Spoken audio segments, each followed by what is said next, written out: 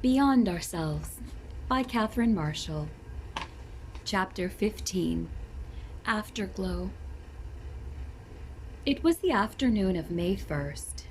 I sat at the typewriter in my basement office. Through the picture window, I could see the first faint traces of green on the sweep of trees down the hill. Spring had come late to New York State this year. Suddenly, the telephone rang shrilly. Mother's voice leaped at me over the wires from Evergreen Farm in Virginia. Her voice sounded strange, I thought. "Catherine, I have bad news," she said. Then there was a long pause. "Dad's gone." "Dad is gone?" She rushed breathlessly on. "Dr. Oliver just came to tell me." "How? When?" "About 15 minutes ago. Dad left the house saying he was going up to the store for the mail, that he'd be right back. He never came back." "You mean—" "He was sitting on a wooden chair in the store talking and joking with Mr. Janney and some other men. All at once he gave 2 faint sighs, and that was it." I was staring at the typewriter trying to take this in. "Dr. Oliver tells me that when he got there, Dad was still sitting in the chair, his legs crossed, his hands on his lap. His head was bowed a little. There was a peaceful, happy expression on his face." "Oh, Mother darling," desperately I tried to collect my thoughts. "It will be 40 minutes or so before I can tell Len. He's on his way home from the New York office now. He will know about plane schedules to Washington. I'll get there just as soon as I can. Catherine, will you telephone Peter John at Yale? You know I will, immediately." As it turned out, Peter was in Glee Club rehearsal, where the group was working on numbers for the concert tour of South America scheduled for the summer. He did not get the news about his grandfather until early that evening. How suddenly death interrupts life. Yet 2 nights later, as the family gathered in the living room at Evergreen, it was not so much grief that we felt, but gratitude. In 76 years, Dad had lived a rich, full life. 46 active years in the ministry, nearly 5 wonderful years on the farm.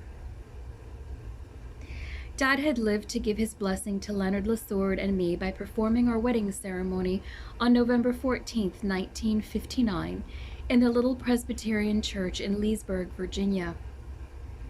Though he had shared the service with Len's father and with Dr. Norman Vincent Peale, it was he who had insisted on pronouncing the solemn words that launched us on our new life.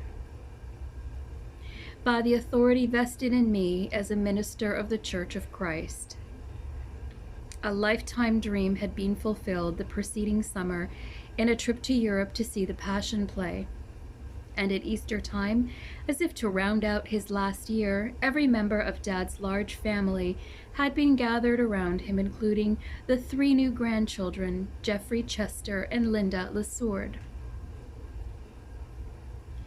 Then there had been the golden wedding anniversary celebration.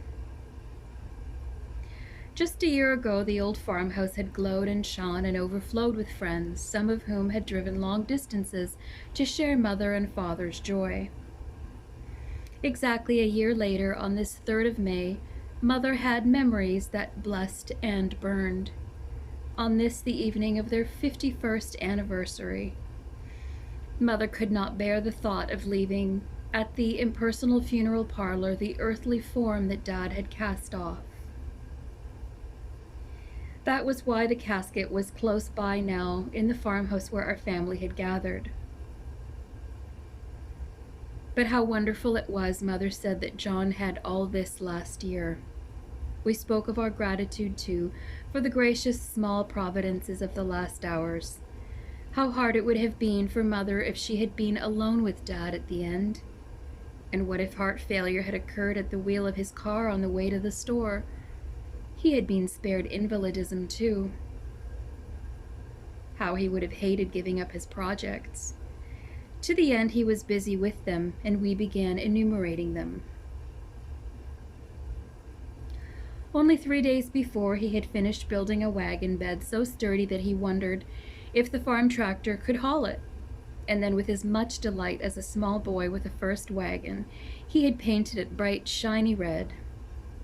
On the day of his death, he had been wondering about how many baby chickens to buy this year, how many new strawberry plants to set, how soon he and Earl Cook, our helper on the farm, could start work on the second terrace by the chicken house. Then, of course, the base for the sundial had to be built. My brother-in-law, Harlow Hoskins, said at that point, "But I thought Dad was planning on using the stump of the bee tree as a base for the sundial." "You mean," and there was a certain supercilious note in Peter John's voice, "the stump of that tree that Mother made forever famous with her deathless prose?" "Make fun of it if you will, young man," his grandmother retorted. "Believe it or not, lots of visitors have wanted to see the stump of that locust tree." "I can give you some new material, Catherine," my brother Bob added teasingly. "This happened when I was a little boy. Did you know about the Christmas that Pop was standing at the top of a ladder trying to plug strings of outdoor Christmas lights into the socket on the porch ceiling? His hand slipped and he stuck his thumb in the socket. He let out a roar, almost leaped off the ladder, and out came a word that was hardly, ministerial. Then he looked down at me, sitting on the porch floor, staring up at him with my mouth hanging open. "Just forget I said that, son," he said in a gruff voice. Bob chuckled. What Pop did not know was that suddenly I felt a new and close bond with him. We men had shared something rather special. A childish shriek in the hall pierced our conversation. Mary, my sister-in-law, and Em both rushed for their respective children who had been playing tag on the stairs. Voices in the hall quieted down immediately, and we resumed our conversation. But a few minutes later, 7-year-old Mary Margaret crept into the room. "Bobby is sitting on the top step and won't play anymore and won't come down," she reported in her soft voice. "Never mind, Mary," Mother said. "I'll take care of this." Then we heard her voice. "Bobby, you misunderstood. Your mother wasn't shushing you because she thought you were being disrespectful of your grandfather. Why, grandfather wouldn't want you children to be sad and long-faced. He's happy and he wants you to be happy too. Besides, he loved having you children around him. You know that." "Oh, thank you, grandmother," we heard Bobby say. She started to speak, but then her voice trailed off, smothered in a little boy's hug. Peter John shook his head wonderingly. "And on the night before the funeral, what a woman." "I suppose my children come by their exuberance naturally," Bob grinned. "Remember the lard can story, Em?" "Remember it? How could I forget it?"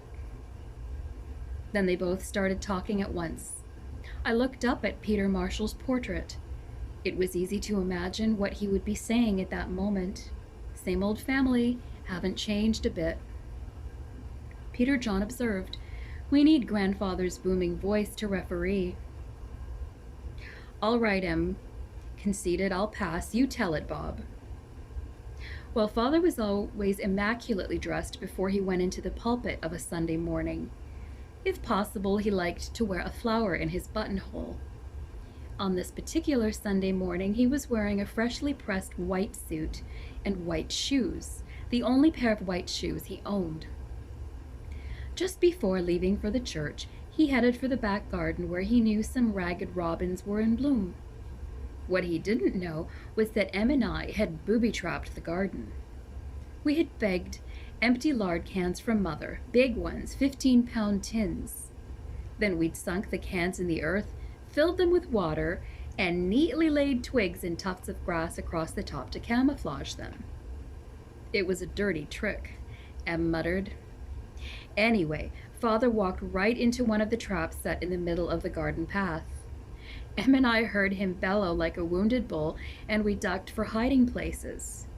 But he was in a fine fury and promptly rooted us out. One of his pant legs was wet halfway up, and of course his shoe was sopping wet. I'm afraid Em and I didn't further his spiritual state that Sunday. My sister M picked up the conversation. I was lying awake last night remembering a lot of things too. Len, you've never heard this one. Then she related an incident from Father's West Virginia pastorate.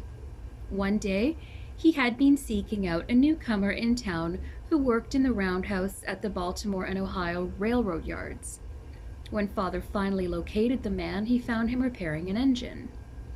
"Sorry I can't shake hands with you, preacher," the man said, holding up hands black with coal dust and engine grease. Impulsively, my father stooped over and rubbed his hands in the soot that lay an inch thick on the floor. "Now there's no difference between us," he said. "You see, sir, I want to shake your hand." That man, M added, was Father's friend for life. "I can believe that story," Len said. "I've never known a man who loved people so much, all kinds of people. In Europe last summer, while Catherine and her mother would be looking at monuments or museums or paintings, Dad would be carrying on lively conversations with a bellhop, a guard, a policeman, or assorted shopkeepers." Len was right about Father's love for people.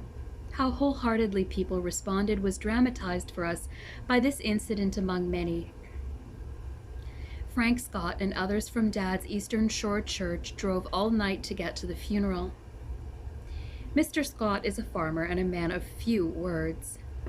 "I loved Mr. Wood," he said simply as he gripped my hand. "I had to come." The funeral service was anything but somber. David Crawford, the minister, had told me earlier, "Your father and I had a fine relationship. In fact, so good that he could tease me almost constantly. I couldn't possibly be long-faced in any service for him. If you don't mind, I'd like to make this a model of what I long for every funeral service to be." So there was congregational singing. We sang Martin Luther's triumphant hymn, "A mighty fortress is our God, a bulwark never failing." I looked round and saw Earl Cook standing in the back of the church, cap in hand, his dusky face glowing, singing more lustily than any of us. Mr. Crawford stood in front of the almost full church. His head was lifted high, a look of exaltation on his face. He had picked passages of scripture with the same ringing note in them. One sentence from the 121st Psalm leapt out at me. "The Lord shall preserve thy going out and thy coming in from this time forth, and even forevermore." Not a member of our family could escape the feeling that for Dad, the Lord had fulfilled that promise exactly. Sitting there in the little church, my thoughts went back to the final afternoon of his life.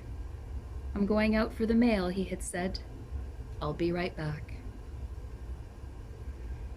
The love of God had tenderly overshadowed him as he went.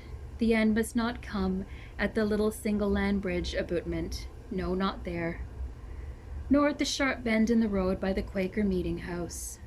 No, he must have friends near, like Mr. Janney, who owns the store. Mr. Janney, so much a part of the tiny community, the great-great-great-grandson of Hannah Janney. Why, as Father was driving to the store, he passed the spot where Hannah is buried. I like to remember Hannah. About the time another Quaker family was building Evergreen, she had been busy having 12 children. But she still had time to be the leader of the meeting and the arbiter for the community to the end of her 93 years.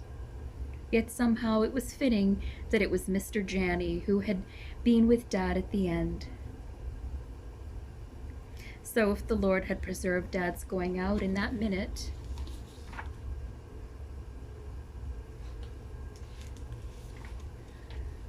and in that minute way, we were sure that he had preserved his coming into his new life as well.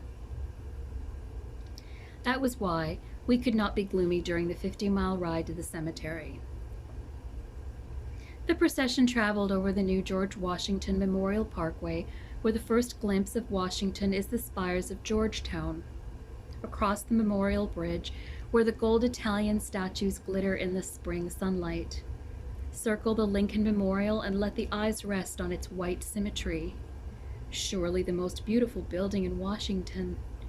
The cherry trees around the tidal basin are fading now. down Constitution Avenue so familiar. How many times I have traveled it, and on into the Maryland countryside to Fort Lincoln Cemetery. Peter Marshall had preached so many sunrise Easter services there, and now Father will lie close to him. On the day after the funeral, Mother and I were going through Father's desk. From one drawer, I pulled out a letter that I recognized. It was a love letter I had spontaneously dashed off to Dad several months before. "I'm surprised he kept it," I commented. "He read it over and over," Mother said. "You'll never know how much it meant to him." I had forgotten what it said. Curiously, I opened it. "I knew you were not feeling well when I told you goodbye at the airport. I've been thinking about you ever since. This is being written on an impulse. Sometimes it's good to follow these spot impulses and speak what's in the heart. You and Mother gave me the most gorgeous childhood any little girl ever had. Because you gave me so much of yourself. Remember all the things you built for me? That set of doll furniture, the little cupboard with the glass doors, and the dresser with its swinging mirror and the tiny glass knobs. I can see it yet.